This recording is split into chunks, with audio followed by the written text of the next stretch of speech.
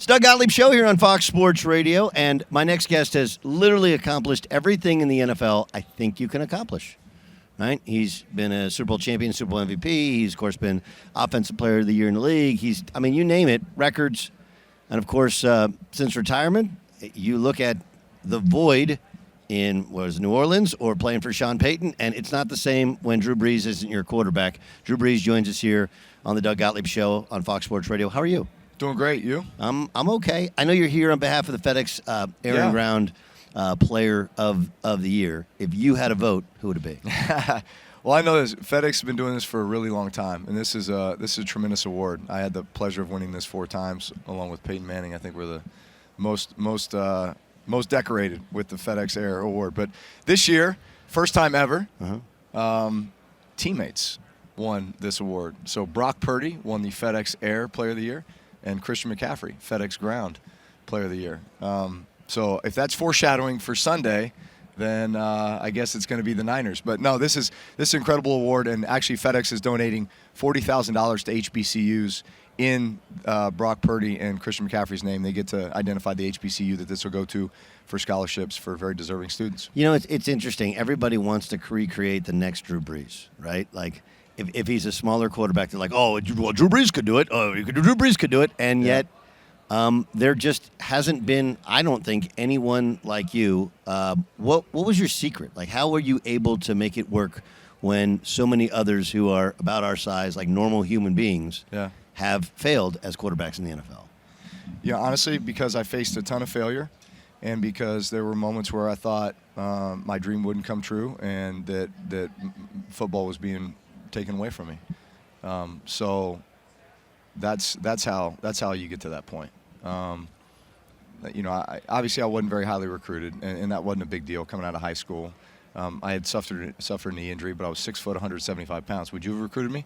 No. No, because I remember we're same era, and I was like basketball player, football player going into high school, and everybody's like, man, if you're 6 feet tall, you're too small to be a quarterback, right? Because that was the stigma. That was the stigma. And honestly, it's why I was actually having a conversation with somebody last night about Doug Flutie. Doug Flutie was a quarterback when I got to the San Diego Chargers.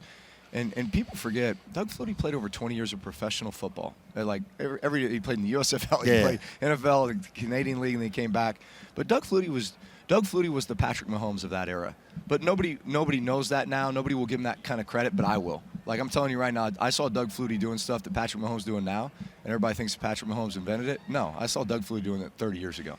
But I guess my point is that you do things as a smaller quarterback to survive, because you don't know the benefit of being 6'5". Like, I don't know what it's like to see over the line and to see everything. No, I have to create vision for myself with windows. I have to know exactly where the defense is, just based on my knowledge of the coverage. So I know that I'm going to throw this ball blindly into this window, because I know that timing-wise, this is where my receiver's supposed to be. It's an 18-yard deep in cut. I know it's covered 2. The safety's going to be high. I can kind of feel the Will backer. He's at about 12 yards depth. I can get over his head, right? Like, these are just things that you just feel, and they become your instincts, and it just becomes how you play. I can't tell you how many times I threw a ball, and I didn't see the defenders or even the receiver. But I knew where he was supposed to be, and guess what? That's his job to be there. Right, but it also comes from the trust built in between you and the wide receiver, right? The knowledge on both sides of where you're supposed to be. He's got to read your mind and where you're supposed to be. But also, like, you had an incredible skill to be able to put it exactly where it's supposed to be at the exact right time and layer it in the exact same way. Accuracy is trust and anticipation. All right, so just think about that for a second. Like, if you trust the guy that you're throwing to, if you trust your knowledge of the system, your offensive scheme, and the defense that you're going against, and you anticipate the throw, in a lot of cases, you're going to be accurate. Like, the ball's going to be there on time.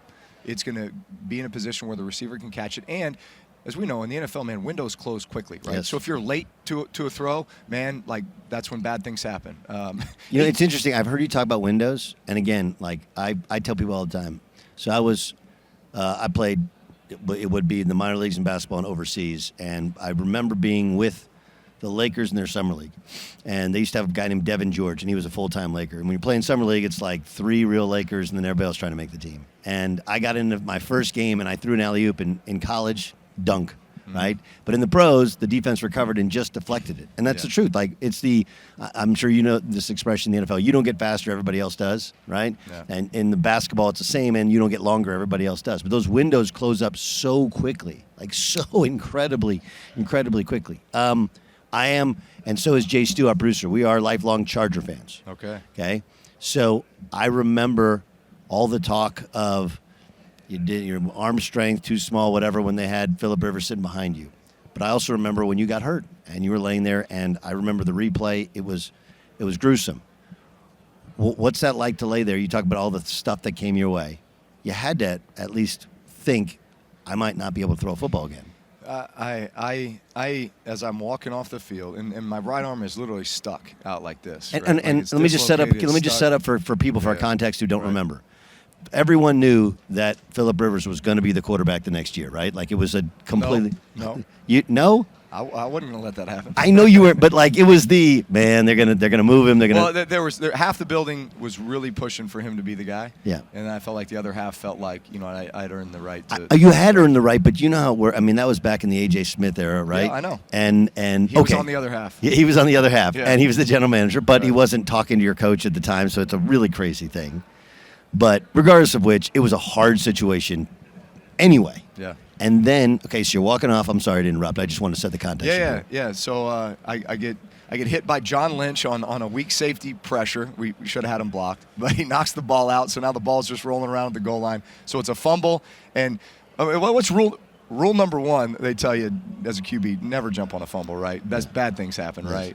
Wrist, elbows, shoulders. Sure enough, I jump on it. And Gerard Warren, you remember him? Yes. Big Money Warren, right, for the Broncos. He didn't go for the ball. He went for me. And unfortunately, I got caught at the bottom of that pile. My right arm got stuck above my head. I basically dislocated my shoulder out the bottom, which is a bull rider's injury. So when a bull rider gets his arm caught in the rope, bad deal. So I stand up, and my arm is actually stuck out to the side like this because it was dislocated. It was out of socket, right? So I'm walking off the field.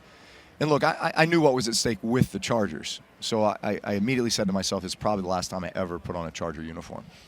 And then on second thought, it might be the last time I ever play football again. And then, I go through the process of getting fixed up by Dr. James Andrews, but then it's the New Orleans Saints or the Miami Dolphins in free agency. And the Dolphins doctors wouldn't clear me. They told Saban he's got a 25% chance to come back and playing again, right? So, when you're given that prognosis, and you feel like something has just totally been ripped away from you in a split second, I think it gives you a ton of gratitude. I think it really forces you to dig down deep with your faith. And honestly, there's no way I would have gotten to where I got I would have had the career I had after that if it wasn't for that moment. Going through those things was necessary for me to be able to accomplish the things that we were able to accomplish. And so when you ask, like, why aren't there more, or why does there, you got to go through some crap, man. Yeah. Like, you got to go through some tough times in order to see what you're all about and take yourself to places that you otherwise wouldn't go. So then fast forward to when you win a Super Bowl with the Saints, and your son, obviously, famously, there next to you, the ticker tape falling. And it wasn't just your own personal journey. People forget the Saints, before you got there, they hadn't even won a playoff game. Like, ever. Yeah. Ever. Right? So you take a franchise from nothing to the top, your own personal journey. Obviously, your tie with Sean, everything even the city has been through. Now, years later, what do you remember about that moment when you were absolutely king of the football world? Oh, it was awesome.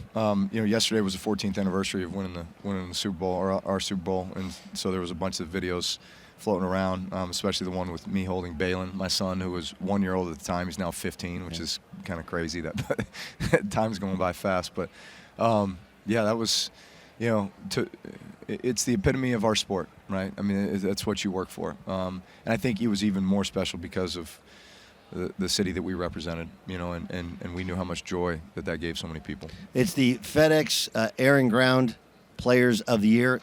What does this guy know? He's only won it 4 times, just 4. I don't know why I didn't win it 5 or 6. Not reputable. He's the one and only Drew Brees, joining us on behalf of FedEx. Drew, I cannot tell you how much I appreciated watching you play and getting a chance to talk with you now. Yeah, thank you, Doug.